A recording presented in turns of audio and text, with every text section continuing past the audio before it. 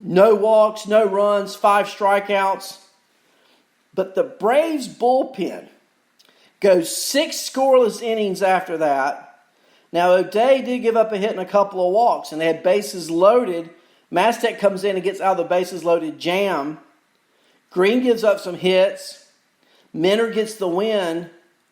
But it was a gutsy Brave bullpen performance. Now, for the Reds pitching yesterday, Bauer goes 7 2/3, only allowed 2 hits, struck out 12, no walks, no runs. Iglesias pitched well, inning and a third, struck out 4.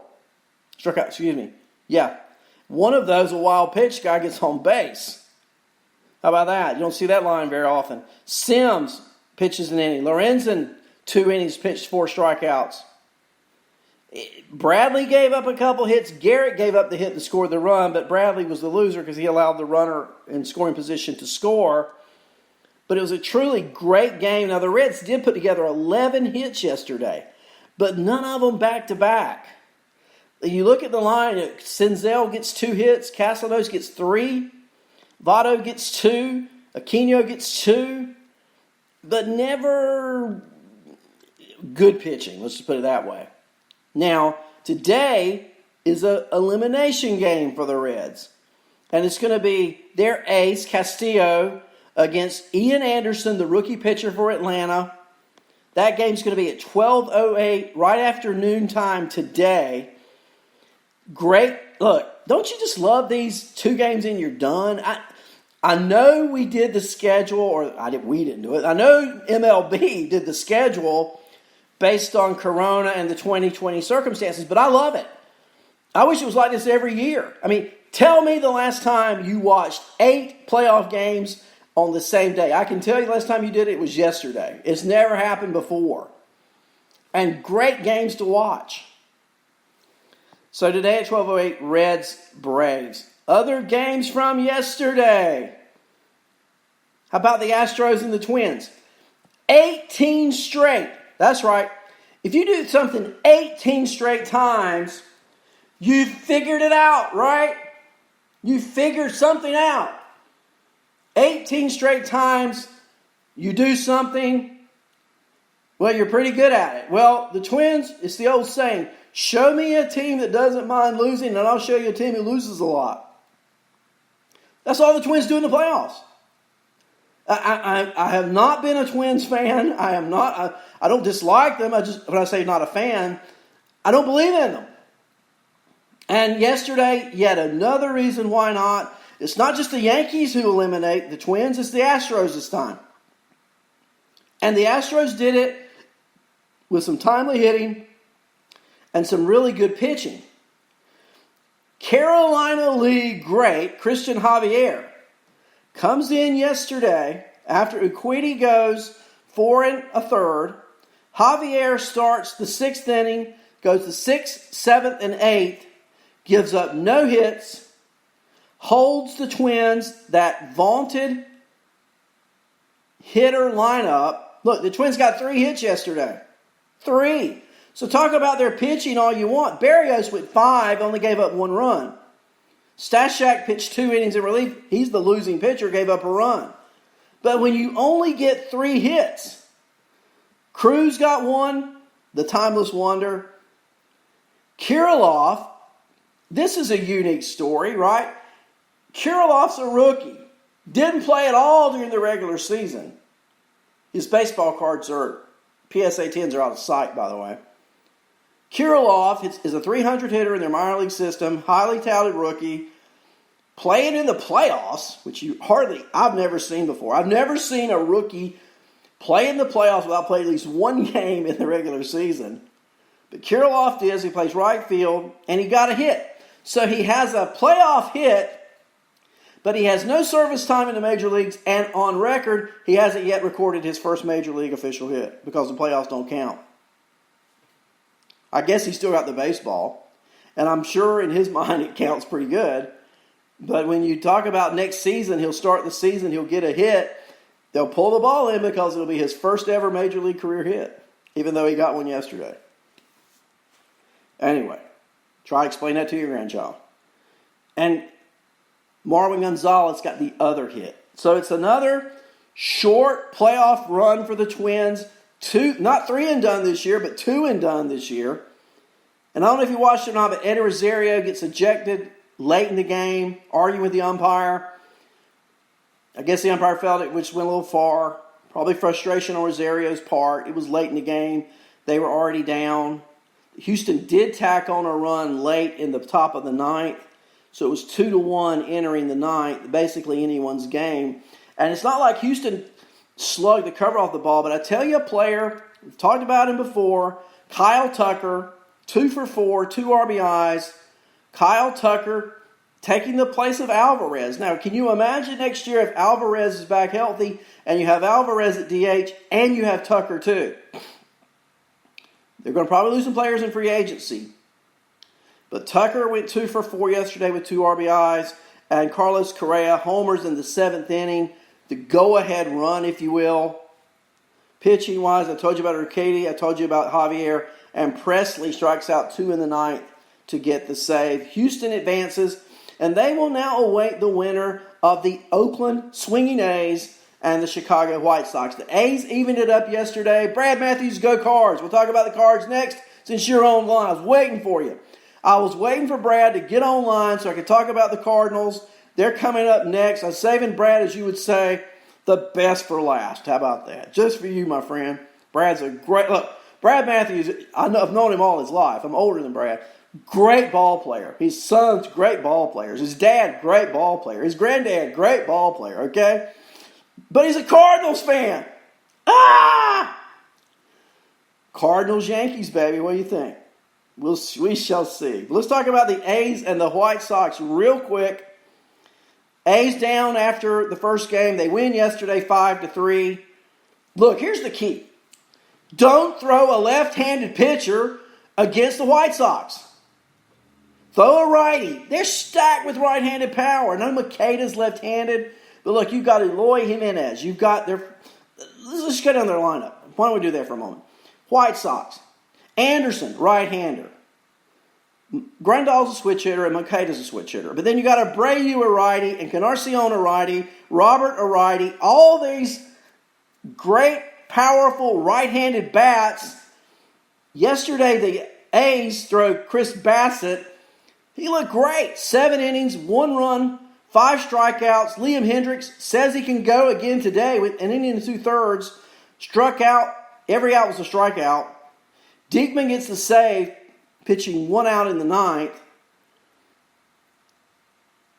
White Sox, Keuchel, they talked about Keuchel's back, and he's just not following through with that back. And you saw it yesterday. Gives up 3 runs in 3 1/3. Neither team has yet announced a starter for today. Now, for Chicago, it won't be Dylan Cease. He pitched yesterday in relief. Probably Dane Dunning, who's like the girl with the curl. He's either really good or really not. Oakland's, is it going to be Manaea? Will they go with a right-hander? It's going to be a gutsy call. What I can see happening is a lot of pitchers pitching for both teams today. All hands on deck, and whoever's hot at the time will probably just keep rolling. The elimination game today, let's see, that game is being played. Reds start off today at 12:08. I haven't talked about the Marlins and Cubs yet. The White Sox-A's game's at 3:10. So let's talk about the Marlins and the Cubs.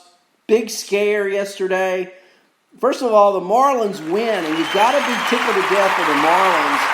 And when you talk about a rags to riches, they have players out early in the year with COVID.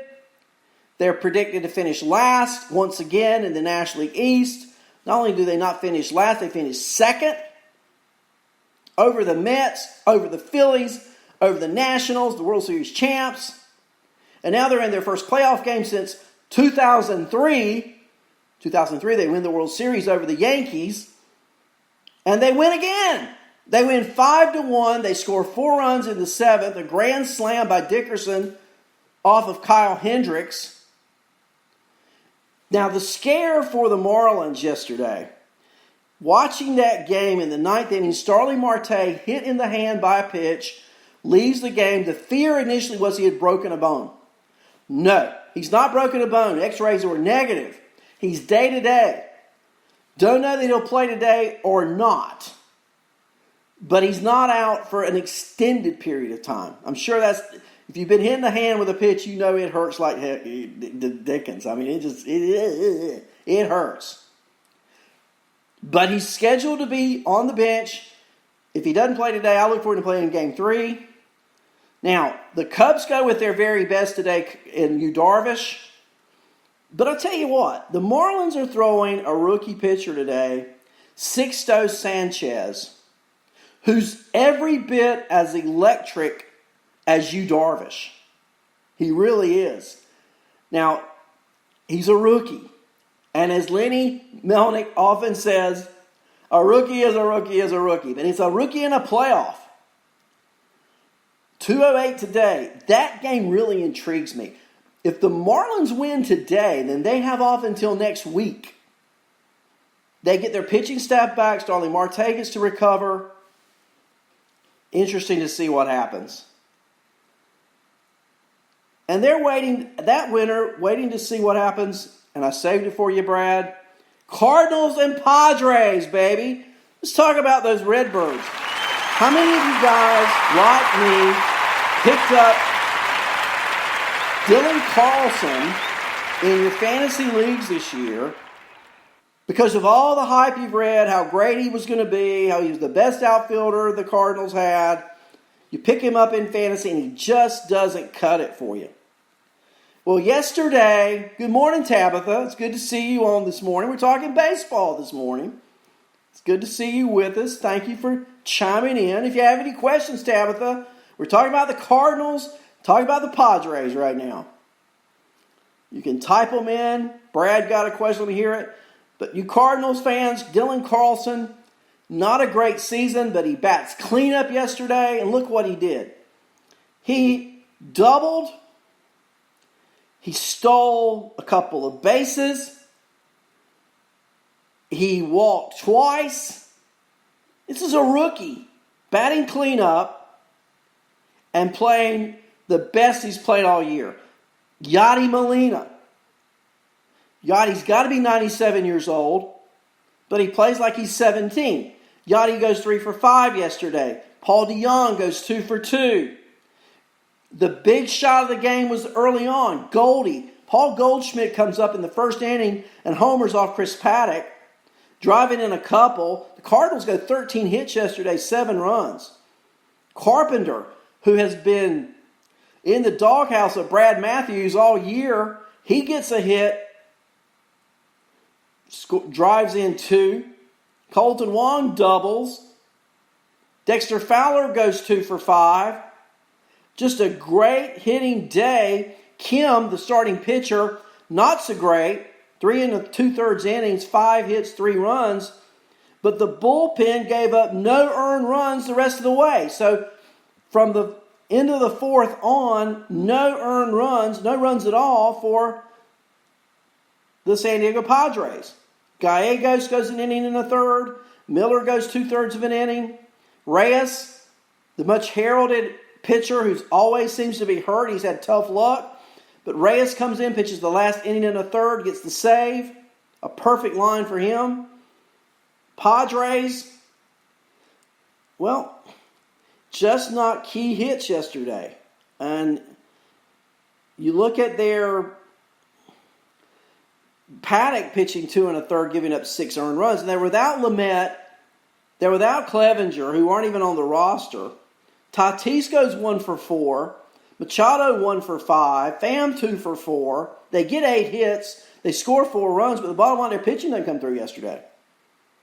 So what will happen today? Wainwright, and Adam Wainwright has got to be one of the most clutch pitchers on the planet. He's going at 7:08 tonight, primetime game in San Diego at Petco against Davies. I talked about yesterday, I'm not impressed with Zach Davies. He played with the Brewers. He doesn't throw that hard. He has had a good regular season. Good morning.